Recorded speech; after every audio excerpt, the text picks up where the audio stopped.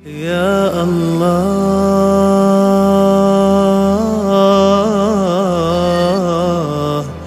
ya kita bahas zakat fitrah karena sebentar lagi kita juga akan menunaikan zakat fitrah atau nama lainnya zakat badan.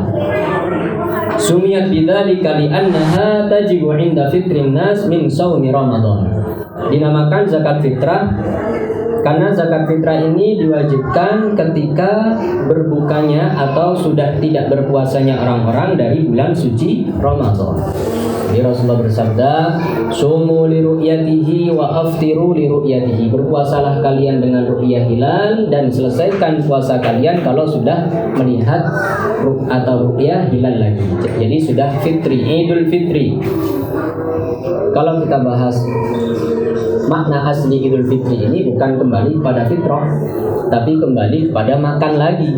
Maka disitulah diwajibkan seseorang untuk mengeluarkan zakat badan. Karena zakat badan diwajibkan waktunya inda fitrin nas, maka diberi nama lain namanya zakat fitrah. Keutamaan zakat fitri, Rasulullah bersabda, zakatul fitri, zakat fitrah tuhratun lis-shaim minar rafath, sebagai pembersih bagi orang-orang yang berpuasa dari rafat. Rafat ini adalah ucapan-ucapan yang mengandung dosa sehingga bisa memungkinkan seseorang batal pahala puasanya atau perbuatan-perbuatan dosa. Maka lewat seseorang melakukan zakat fitrah, dosa-dosa kecil ini bisa dihapus oleh Allah Subhanahu wa taala. Kemudian hikmah yang kedua, tu'matun lil fuqara'i wal masakin, sebagai makanan bagi orang-orang fakir dan orang-orang miskin. Nah, hukumnya apa? Zakat fitrah ini hukumnya wajib. Waktu wajibnya kapan? Auqatu ikhraji zakatil waktu wajibnya ya. Ada 5. Yang pertama, bi'idraki juz'in min Ramadhana wa juz'in min Syawal. Ketika seseorang mendapat bagian dari bulan Ramadan dan bagian dari bulan Syawal. Misalnya ada orang hidup di bulan Ramadan, kemudian sampai Idul Fitri dia masih hidup, maka dia wajib mengeluarkan zakat fitrah. Kalau seandainya dia hanya mendapatkan bulan Ramadan saja tapi tidak mendapatkan bulan Syawal, misalnya dia wafat sebelum masuk Syawal, maka dia tidak wajib mengeluarkan zakat fitrah. Kalau kebalikannya, dia hidup di bulan Syawal tapi di bulan Ramadan belum dilahirkannya, anak kecil yang dilahirkan pas malam hari raya, jadi ba'dal maghribnya ya, atau waktu isyaknya, sehingga anak kecil yang baru dilahirkan ini tidak mendapatkan bagian dari bulan Ramadan, maka dia tidak wajib mengeluarkan zakat fitrah. Kemudian yang kedua, waktu fadilatin, waktu fadilah atau waktu keutamaan, yaumul id ba'da tulu'il fajri wa qabla salatil id, yaitu tepat pada hari Idul Fitri, tapi setelah setelah terbitnya fajar dan sebelum melakukan sholat id. Karena disinilah waktu yang memang dibutuhkan oleh orang-orang fakir dan miskin. Jadi makanannya ini dibutuhkan kapan? Setelah terbitnya fajar kita berikan zakat fitrah, nanti langsung dimakan, langsung diolah ya. Maka waktu ini dinamakan waktu yang paling utama. Ada lagi namanya waktu jawaz, waktu boleh. Wa huwa min awwali Ramadan, dari awal bulan Ramadan. Misalnya sekarang ya, kita mau mengeluarkan zakat fitrah kita atau zakat fitrah orang-orang yang ada dalam tanggungan kita, keluarga kita, anak dan istri. Ini boleh kita lakukan sekarang. Ini namanya waktu jawaz, waktu boleh. Yang keempat ada waktu karahah, waktu dimakruhkan. Ta'khiruha an salatil id ila ghurubis syamsi. Jadi dia mengeluarkannya sampai setelah usai sholat id, ya, sampai setelah sholat id dan sampai menjelang maghrib. Ini hukumnya makruh. Kecuali limaslahatin, karena maslahat, karena menunggu qaribin, kerabat, fakirin solihin, kerabat dia orang fakir atau orang miskin, kemudian dia orang soleh. Jadi ketika kita bersedekah atau mengeluarkan zakat, selain kepada orang yang memang kategorinya ini fakir miskin dari seorang muslim, ini lebih afdol kalau dia kerabat kita dan kalau dia orang soleh. Ini yang afdol, gitu ya. Jadi jangan hanya memprioritaskan karena solehnya saja, tapi ternyata dia bukan fakir miskin atau bukan salah satu dari 8 golongan. Maka ketika seseorang menunggu kerabatnya yang dia adalah orang fakir atau miskin, kemudian orang soleh, maka tidak makruh lagi ketika mengeluarkan zakat fitrah meskipun setelah sholat Id. Ya. Yang terakhir, waktu haram. Jadi ini sudah menunda-nunda mengeluarkan zakat fitrah sampai masuk hari kedua atau setelah maghribnya dari tanggal 1 Syawal dia baru mengeluarkan, atau keesokan harinya baru mengeluarkan. Ini adalah waktu haram. Illa li'udhrin fayajuzu takhir, kecuali kalau uzur seperti tadi maka takhir tidak masalah. Wa takunu qadaan, dan itu pun bukan adaan tapi apa? Qada sudah. Biduni itsmin, kalau dengan uzur tadi tanpa dosa, tapi kalau tanpa uzur maka dia dosa. Ini 5 waktu wajib tadi. Sekarang bagi siapa wajib zakat fitrah ini? Tajibu ala kulli muslimin hurrin, yaitu wajib bagi setiap orang muslim yang merdeka. Yamlik quta yaumil idi, yang mana dia ini merasa memiliki qut, apa itu, makanan pokok untuk hari raya, walailatihi, dan malam hari rayanya. Jadi kayak kita kira-kira saya nanti malam hari raya dan hari rayanya ada nggak makanan pokok untuk saya? Ya.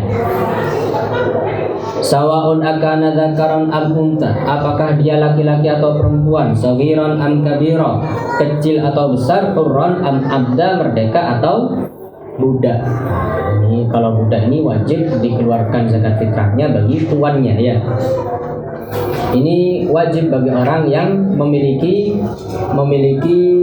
makanan pokok lebih di hari rayanya atau di malamnya.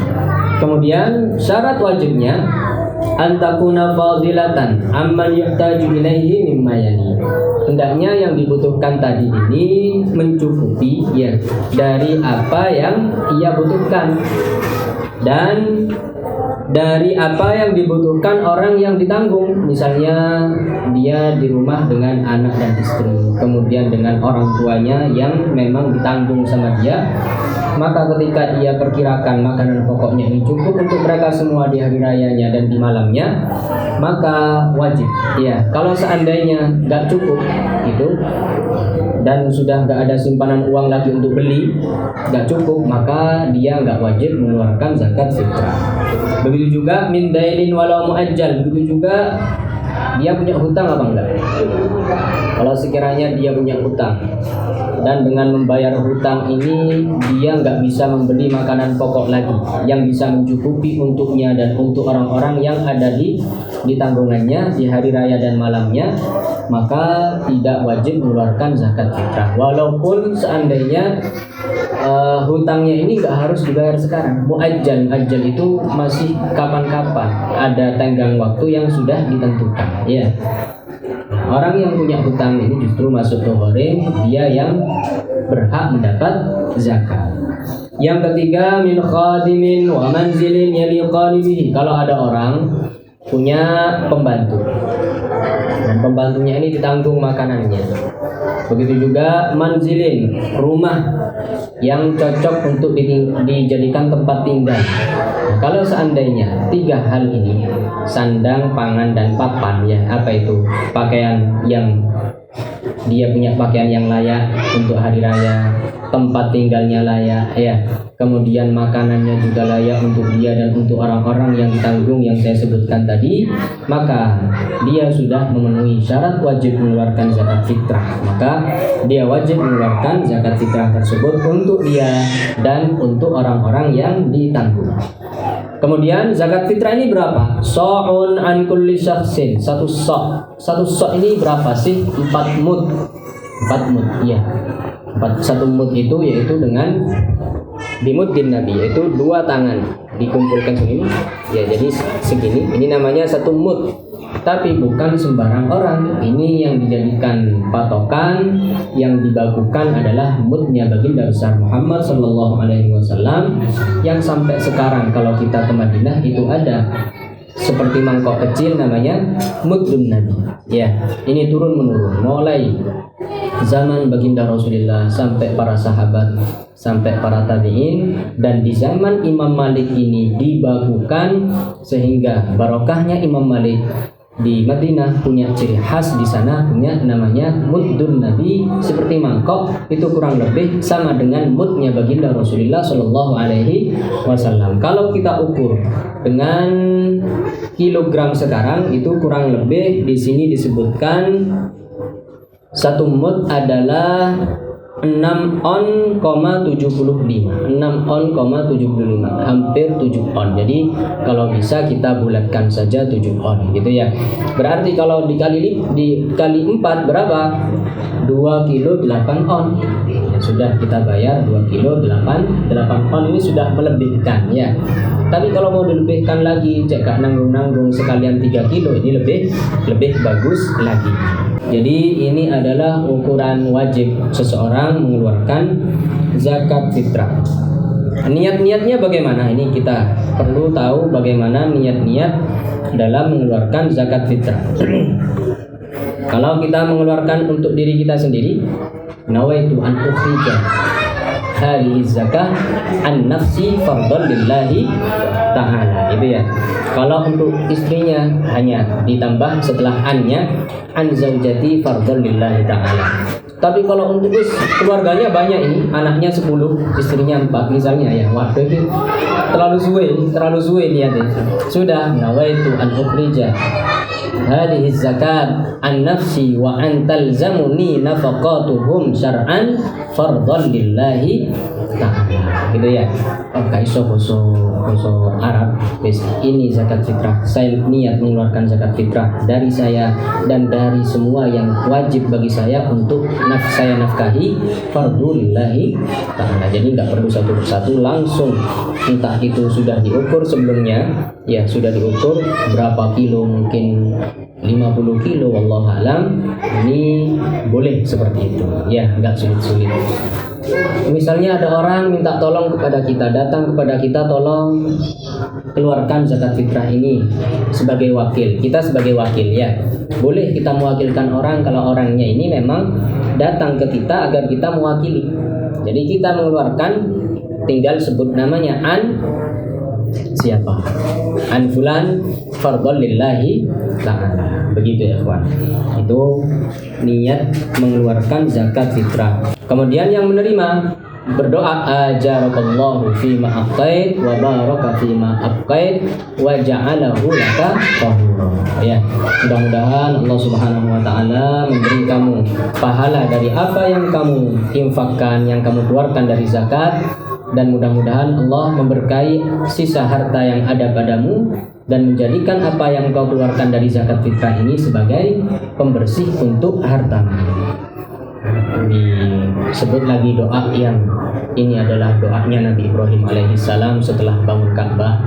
Maka ini dianjurkan bagi kita berdoa dengan doa ini dalam tiap selesai ibadah. Rabbana taqabbal minna innaka antas samiul alim wa tub alaina innaka antat tawwabur rahim. Jadi itu niat mengeluarkan zakat fitrah. Kemudian orang-orang yang menerima zakat fitrah disebut dalam surat At-Taubah ayat 60, innamas shadaqatu lil fuqara'i wal masakin wal 'amilin 'alaiha wal mu'allafati qulubuhum wa fir riqabi wal gharimin wa fi sabilillahi wa banis sabil. Sesungguhnya zakat-zakat itu hanyalah untuk orang-orang fakir, kemudian miskin, amil zakat. Siapa lagi? Mu'allafah qulubuhum, yaitu orang yang baru masuk Islam, dan orang yang berhutang ya, Wa fir riqab, dan orang yang apa? Yang ingin memerdekakan budaknya sendiri atau namanya budak mukatab. Apalagi wa fi sabilillah, dan fi sabilillah itu dalam kitab-kitab fikih disebut al-ghuzah, khusus mereka yang perang di jalan Allah di medan peperangan untuk menegakkan agama Allah. Nah, nanti ini kita bahas. Dan siapa lagi? Wa bani sabil, dan ibnu sabil, yaitu orang yang bepergian jauh kehabisan bekal, terkhusus mereka yang haji atau umroh kehabisan bekal, maka mereka berhak mendapatkan zakat. Ini dalam surat At-Taubah ayat 60. Sekarang orang fakir itu yang bagaimana? Ya, di sini disebutkan orang fakir adalah wa huwal ladzi laisa lahu malun wala kasbun asla. Orang yang dasarnya enggak punya harta dan enggak punya pekerjaan, enggak punya penghasilan. Aulahu kasbun aulahu malun walakin la yaqa'u mawqi'an min kifayatihi, atau dia ini punya pekerjaan kemudian punya harta yang tidak bisa diandalkan untuk mencukupi hidup dia. Jadi pekerjaannya nggak bisa dijadikan andalan, pekerjaannya nggak menjamin bagi dia, nggak memberi jaminan. Nah, ini orang fakir. Dan lebih mendekatkan pikiran kita, yang dia dalam sehari hanya dapat menghasilkan dari pekerjaannya yang tadi nggak menjamin, kurang dari setengah kebutuhan. Misalnya dalam sehari dia membutuhkan 500.000, ya, tapi malah hanya mendapatkan 100.000 atau 200.000, maka dia orang fakir. Atau lebih fakir lagi kalau nggak mendapatkan sama sekali, maka orang semacam ini berhak menerima zakat. Sedangkan orang miskin, yaitu orang yang punya harta, punya pekerjaan, kemudian ada perkiraan pekerjaannya ini menjamin, ternyata penghasilannya kurang, ya kadang cukup, sering kurangnya. Dan lebih agar mendekatkan pemahaman kita, penghasilannya ini melebihi dari setengah kebutuhan. Dia misalnya butuh 500.000, ya butuh 500.000, dapatnya berapa? 400.000 sehari, dapatnya 300.000, maka ini masuk dalam kategori orang miskin yang berhak menerima zakat. Mu'allaf, yang kedua mu'allaf, yaitu orang yang baru masuk Islam, yang keislaman dan keimanannya masih lemah. Nah, makanya dinamakan mu'allaf. Maka ini berhak kita kita rangkul, berhak kita pegang tangannya, diantaranya dengan cara kita beri zakat, ya, sehingga harapannya dia tambah senang kepada Islam, dengan bertambahnya waktu tambah kuat imannya. Yang berikutnya wa fir riqabi wal mu'allafati qulubuhum wa fir riqab. Ar-riqab ini adalah al-mukatab, wa huwa man katabahu sayyiduhu kitabatan sahihatan, yaitu budak yang oleh tuannya mau dimerdekakan dengan syarat dia mau membeli dirinya sendiri dengan mukatab, dicicil. Ya, ayo kamu saya kasih buku seperti semacam buku tabungan, kamu bayar setiap bulan sekian. Ini namanya dicicil. Tiap bulan dia bayar berapa. Maka sama tuannya orang ini diberi kebebasan untuk bekerja sehingga mendapatkan penghasilan. Nanti dari penghasilannya ini dia bisa bayar tunggakan untuk beli dirinya sendiri. Ini namanya mukatab. Maka dia berhak menerima zakat. Biar apa? Biar bisa cepat dia merdeka. Ini Masya Allah, di antara rahmat Islam dan di antara visi dan misi Islam dalam rangka menghapus perbudakan. Berikutnya wal gharimina, orang-orang yang punya hutang. Ini yang punya hutang yang bagaimana? Wa huwal ladzi istadana li ghairi maksiatin, dia yang berhutang tanpa kemaksiatan tapi kebutuhan. Fayuqta minaz zakah, maka diberi zakat. Ini ada 4 orang syaratnya. Yang bagaimana? Pertama, man istadana lidafni fitnatin baina mutanazi'aini wa in kana ghaniyan, ada orang kaya, kemudian dia rela berhutang karena ada 2 keluarga yang bertikai, maka dia berhutang biar mendamaikan 2 keluarga yang bertikai ini. Maka meskipun dia kaya, karena hutangnya untuk beribadah, untuk mendamaikan dua keluarga yang sedang bertikai, maka dia berhak menerima zakat walaupun kaya. Ya. Yang kedua, man istadana li qiradhaifin. Subhanallah, ini banyak dilakukan oleh para ulama dulu ya. Untuk menjamu tamu sampai hutang-hutang, ya, masya Allah. Untuk menjamu tamu sampai berhutang-hutang, atau bina'i masjid, untuk membangun masjid sampai berhutang, au nahwi dzalik, atau yang serupa dengan itu, minal masalih al-amah, dari kemaslahatan umum, apalagi kemaslahatan agama. Berhutang untuk renovasi jalan misalnya, ini kan hal yang kemaslahatan umum, apalagi kemaslahatan agama, untuk masjid misalnya, dan untuk madrasah misalnya. Walaupun dia kaya, dia berhak menerima zakat. Yang ketiga, man istadana li sarfihi ala nafsihi aw iyalihi. Dia berhutang karena ingin kebutuhan dirinya, keluarganya, dan kepada siapa yang ditanggungnya, maka dia ini sudah jelas berhutang untuk kebutuhan, maka dia berhak menerima zakat. Kemudian yang keempat, ad-dhamin, yaitu orang yang menjamin. Yuqta in kana mu'siran wa 'allad dain wa kana al-madmun anhu mu'siran kadzalik. Jadi gini, ada dua orang, yang satunya hutang kepada si A, berhutang kepada si B. Ya, saya pihak ketiga kasihan kepada si A ini karena dia sudah sudah jatuh temponya, sudah janji untuk bayar kepada si B di tanggal dan hari sekian, ternyata nggak bisa. Akhirnya saya domin, ini saya jamin, wis, apa kata saya yang nanggung dulu, nanti yang si A ini bayarnya ke saya kapanpun sampai bisa, gitu ya. Maka ini nanggung dulu, daripada dia di penjara atau daripada misalnya hartanya disita, gitu ya. Iya, wis, nggak apa-apa, wis, saya hutang sebagai jaminannya dia. Maka saya ini walaupun kaya, karena berhutang untuk hal demikian, berhak menerima zakat.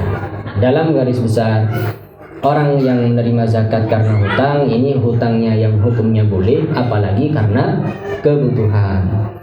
Yang berikutnya adalah siapa? Wa fi sabilillah, dan orang yang ada di dalam jalan Allah. Ini dalam kitab ini disebut khusus ghuzah, yaitu orang yang berperang di jalan Allah, gitu ya. Memang dari segi bahasa, orang yang ada di jalan Allah ini banyak sekali, tapi dari segi pahala dan dari segi keutamaan, seperti orang yang menuntut ilmu, seperti orang yang mengajarkan ilmu, seperti orang yang haji dan umrah berjalannya, ini namanya fisabilillah, di jalan Allah. Tapi mereka ini hanya di jalan Allah yang dari segi apa? Bahasa atau dari segi keutamaan saja, bukan dalam sabilillah dalam bab zakat.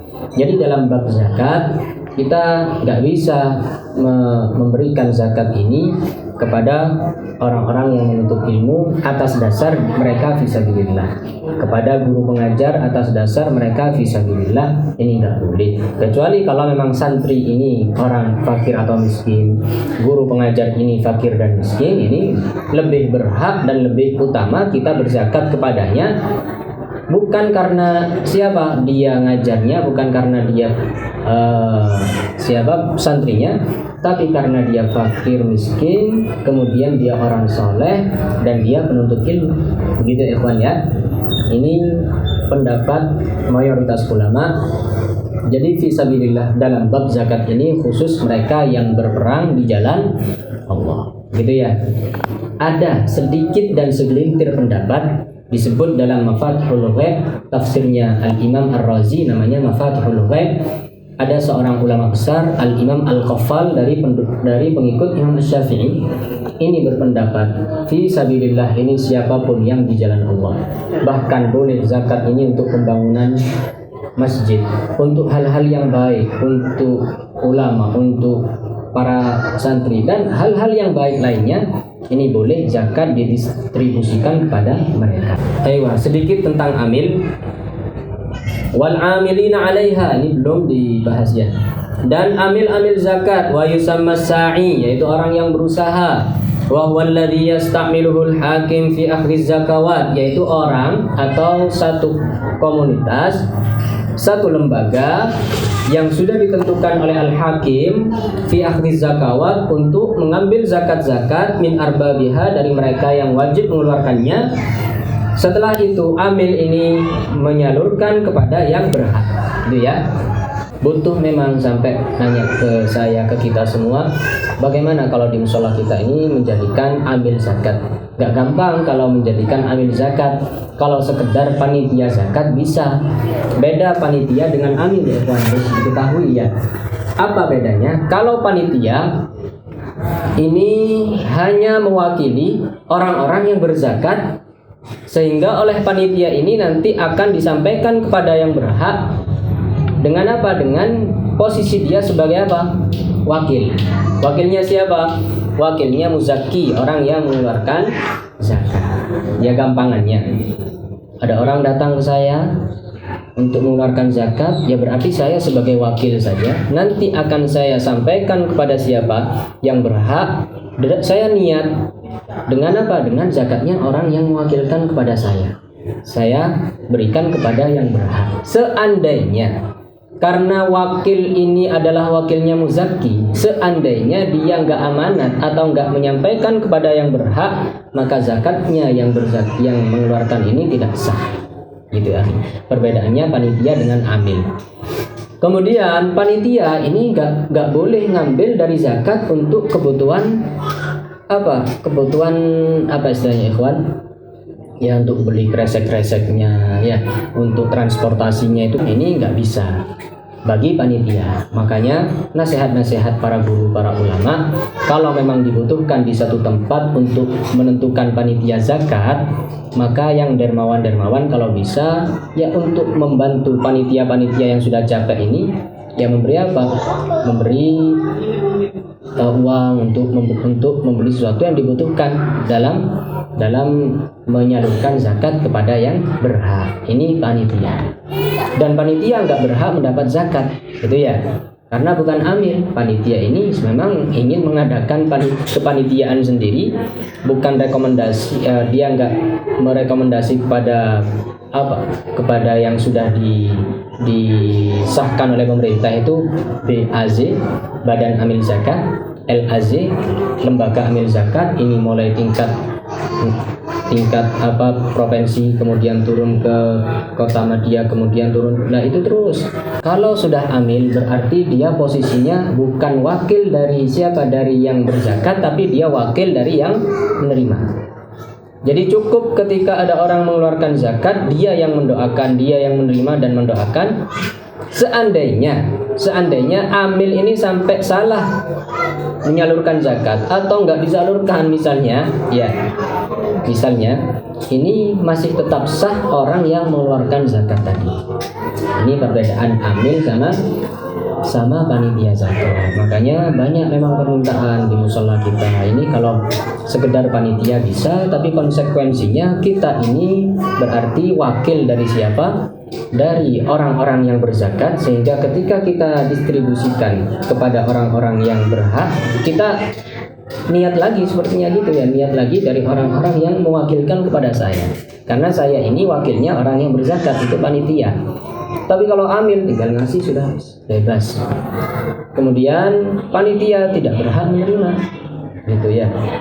Nah ini sekilas tentang amil. Jadi ini saya bacakan perbedaan amil dengan panitia. 1. Kalau amil berstatus sebagai pengganti mustahik atau yang berhak menerima zakat, sehingga bila terjadi penyelewengan dalam pengelolaan zakat, kewajiban zakat muzaki atau orang yang mengeluarkan zakat sudah gugur. Artinya zakatnya sudah sah. 1. Tapi kalau sekedar panitia berstatus sebagai wakil dari siapa? Muzaki.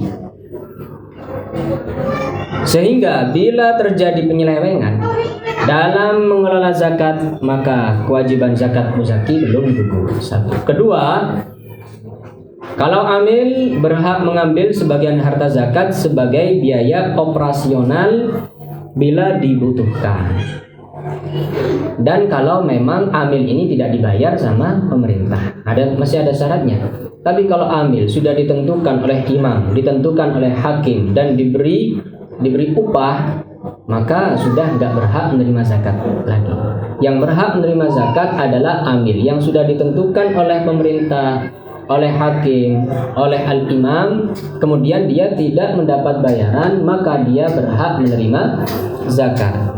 Kemudian kalau panitia tidak berhak mengambil sebagian harta zakat sebagai biaya operasional, sehingga butuh kesadaran dari agnia sekitar kampung itu mungkin yang memberi uang operasional untuk panitia, untuk konsumsinya panitia, soalnya nggak gampang, sulit. Panitia zakat itu nggak gampang, ya. Kalau salah menyebarkan, ya, apalagi misalnya di satu kampung saja ini terkadang ada persoalan. Bagaimana? Ada orang yang seharusnya dia ini berhak menerima zakat, tapi dia berzakat, kan gitu ya. Akhirnya panitia ini nanti bisa jadi ketika beras sudah dicampur semuanya, beberapa biji dari orang yang seharusnya tadi berhak menerima campur di sana, nanti ketika panitia menyampaikan kepada orang yang siapa? Kepada dia lagi. Berarti apa? Memberikan zakat kepada mustahik, orang yang berhak, dari zakatnya dia sendiri tidak boleh. Akhirnya ada jalan keluar. Bagaimana ikhwan? Dialokasikan kepada kampung lain. Jadi harus ada kesepakatan dari satu kampung dengan kampung lain untuk kita tukar, gitu ya. Ya Allah.